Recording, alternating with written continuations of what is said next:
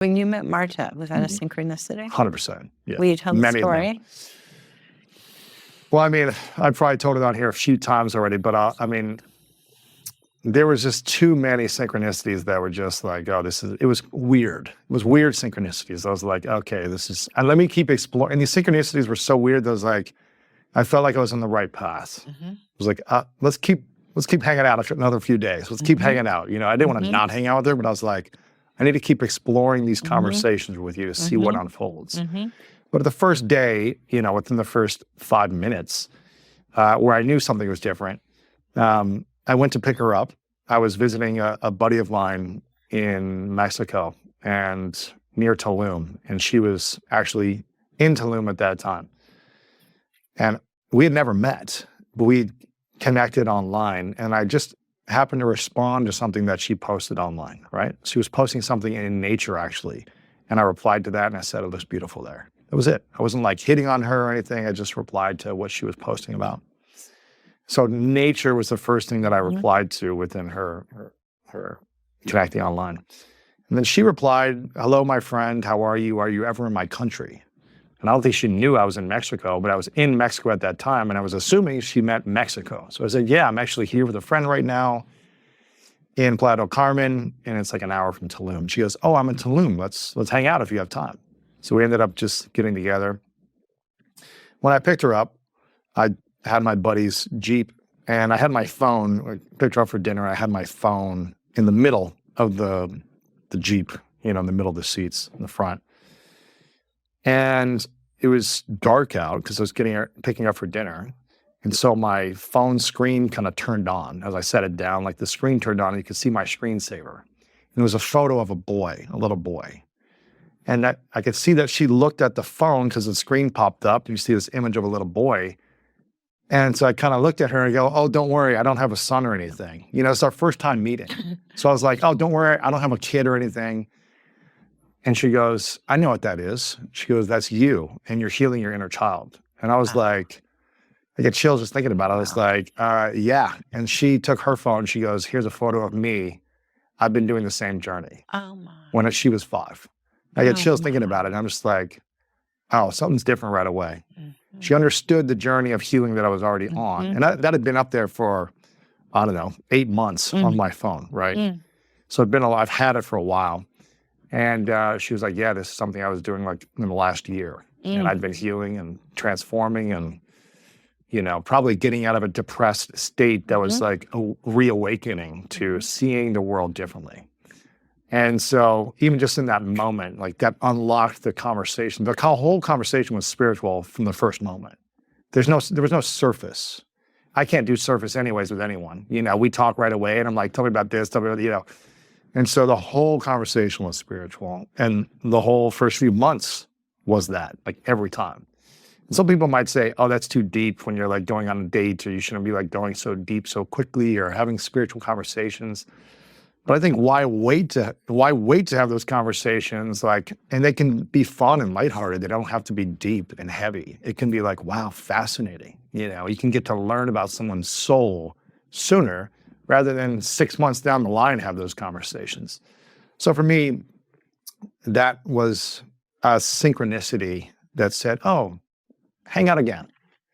And every time we hung out, there was just things like that just kept happening. That was like, oh, there's some force that's more powerful pulling us to keep exploring.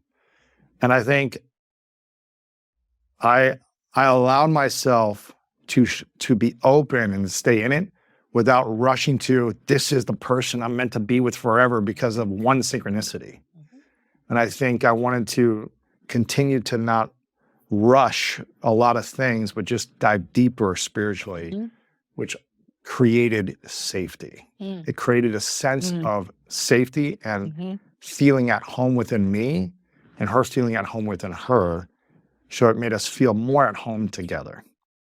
Like that was a powerful, you know, again, I wish I would have learned this, 20 years ago, but it happened at the right time. So, and I needed the painful moments, I think, to awaken to where I'm at today. It's a magnificent love story. Yeah. Yeah, it's beautiful. Yeah. And the deep question is, what is life showing me now? What is Exactly. God revealing to me now? What has my higher power just put in my path? Yeah, and understanding if we believe that we are guided, Mhm. that's what I was like doing. I go, okay, God, just show me the way. Let me just explore this a little more. Let's go hang out another day.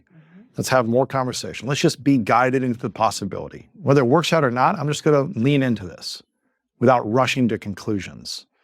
So what did you then learn from the research of the science of synchronicities and spirituality together? The more we pay attention to synchronicity, the more we are able to perceive synchronicity. And on the one hand, it's because we strengthen our eye. We know, yes, this is real.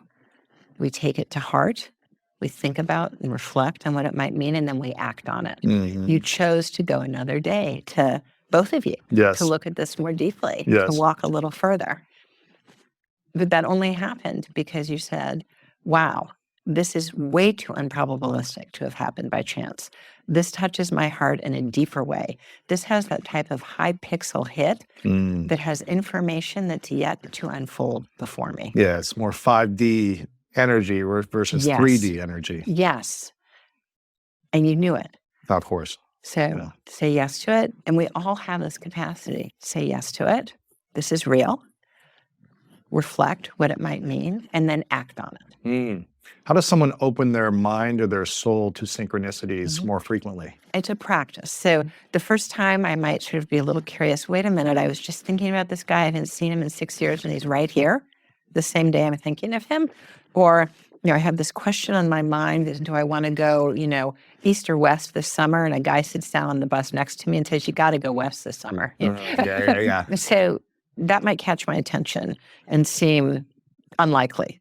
But I'm not sold yet because I'm a skeptic. And the skeptic's okay. The skeptic's welcome. The skeptic can even fuel the deepening of the journey, right? I don't believe yet. Show me another sign. Show me more, right? Yeah, show me another sign. And if you show me another sign, then it's undoubtedly, okay, I got to explore this.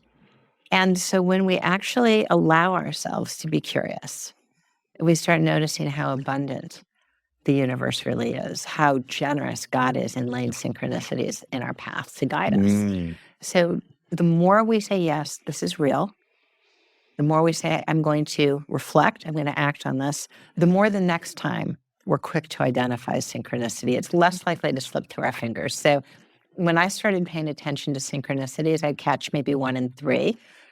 And then it meant to half. And now I've lived this way for 30 years and I catch 90%. There's still, I miss balls, right? But even when we do, it comes around another day in another way. Interesting. Because we're on our path. We don't have to be perfect to be on the path. Thank you for watching this video. If you want more inspiring clips like this, make sure to click right here to subscribe and click right here to watch that next video that is specific to support you in your life.